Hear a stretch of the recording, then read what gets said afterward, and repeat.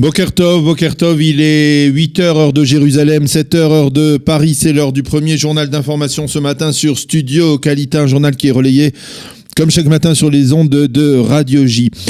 Et ce matin, on connaît désormais les résultats des élections pour la 21e Knesset. Ils ont été publiés hier soir vers minuit. Et au bout du compte, le Likoud et le foyer juif se renforcent chacun d'un mandat. 36 mandats désormais donc pour le Likoud qui demeure officiellement le premier parti politique d'Israël. 5 pour le foyer juif qui sort tout de même un peu écorché au cours de ces dernières 24 heures d'incertitude. Mais deux partis perdent un mandat, le parti Kulanu de Moshe Kahlon et le judaïsme unifié de la Torah. Au bout du compte, le bloc de droite compte toujours 65 mandats. Contre 55 pour le bloc de centre-gauche plus les partis arabes. Quant à la nouvelle droite de Naftali Bennett, eh bien, elle n'entre pas à la Knesset. Il lui manquait en effet 1400 voix à peine pour passer le seuil d'éligibilité donc et entrer dans cette 21e Knesset.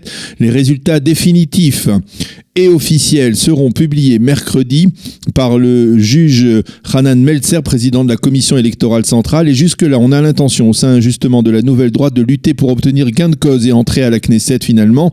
On affirme au sein de la nouvelle droite qu'il y a eu certaines irrégularités dans le décompte des voix des soldats. Nous acceptons le choix des électeurs, mais nous voulons être sûrs que c'était bien celui-là, a affirmé Naftali Bennett hier. Le judaïsme unifié de la Torah, qui lui aussi perd un siège selon le dernier décompte, il ne conserve que 7 mandats, a demandé que les résultats ne soient pas publiés tant que leurs requêtes contre ces derniers résultats, justement, eh bien, ne seront pas étudiées. Au Likoud, on parle ce matin d'accélération des tractations avec Kulanu en particulier en vue d'une fusion entre les deux formations, ce qui permettrait au Likoud de franchir la fameuse barre des 40 mandats, exactement ce que souhaitait Binyamin Netanyahou au début de la campagne. Et il faut bien l'avouer, un objectif qui paraissait à l'époque un vœu pieux et quasiment irréalisable. Au sein du Likoud, on parle déjà de distribution de portefeuille. Le Premier ministre souhaite nommer 2 de ses plus fidèles lieutenants à des ministères importants. Yariv Levin, qui est actuel ministre du Tourisme, pourrait devenir ministre de la Justice. Et Amir Ohana, qui est député Likoud, pourrait devenir ministre des Communications. Pour cela, il faudrait que le Likoud ne distribue pas ces 2 portefeuilles lors des tractations avec les futurs partenaires de sa coalition gouvernementale. Des tractations qui vont débuter dans quelques jours. Le foyer juif, lui, a proposé au judaïsme unifié de la Torah et au parti Chasse de former un bloc religieux uni face au Likoud afin de maximaliser la puissance de ce bloc face aux négociateurs du Likoud. On ne connaît pas encore la réponse des orthodoxes. Le patron du parti travailliste Avi Gabay a l'intention, lui, de prendre conseil avec ses proches avant de décider s'il reste à la tête du parti de gauche ou bien si, comme le semble souhaiter de nombreux responsables travaillistes, il choisit de démissionner. Quant au président de l'État, Reuven Rivlin, il se prépare à la semaine prochaine qui sera très chargée pour lui. En effet, selon la loi, il doit annoncer dans les 7 jours après les élections à qui il a décidé de confier le soin de former la prochaine coalition gouvernementale.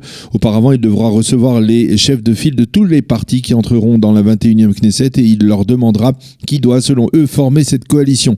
Les calculs sont relativement simples et sauf rebondissement de dernière minute, le président devrait confier cette mission donc à Binyamin Netanyahou. Le Premier ministre aura ensuite 28 jours plus une prolongation de 14 jours supplémentaires pour former cette coalition, ce qui signifie donc que les tractations se poursuivront, voire même débuteront officiellement durant la fête de Pessah.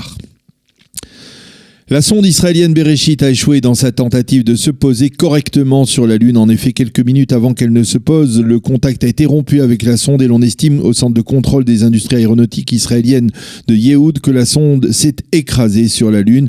Peu avant cette panne qui pourrait provenir du moteur censé freiner la course de la sonde, eh bien celle-ci avait pris son dernier selfie et on la voyait avec son fameux drapeau d'Israël avec en toile de fond très clairement la Lune et la mer de la tranquillité où elle devait se poser, on va dire, correctement. Il faut souligner que M. Netanyahou a assisté aux dernières manœuvres avant l'alunissage et à partir du centre de contrôle de Yehoud. Loin d'être déçu, le Premier ministre a félicité l'équipe pour ce qu'il a qualifié d'exploit. Il a promis qu'une nouvelle tentative sera effectuée dans les 2 prochaines années. Quant au président de l'État, Reuven Rivlin, il a invité hier soir à la présidence de l'État des enfants qui sont passionnés d'espace et il a déclaré dans la course vers les l'espace. Il y a parfois des déceptions, mais elles sont minimes par rapport aux satisfactions. Pour le président, Bereshit est arrivé sur la Lune et son épopée n'est pas encore terminée.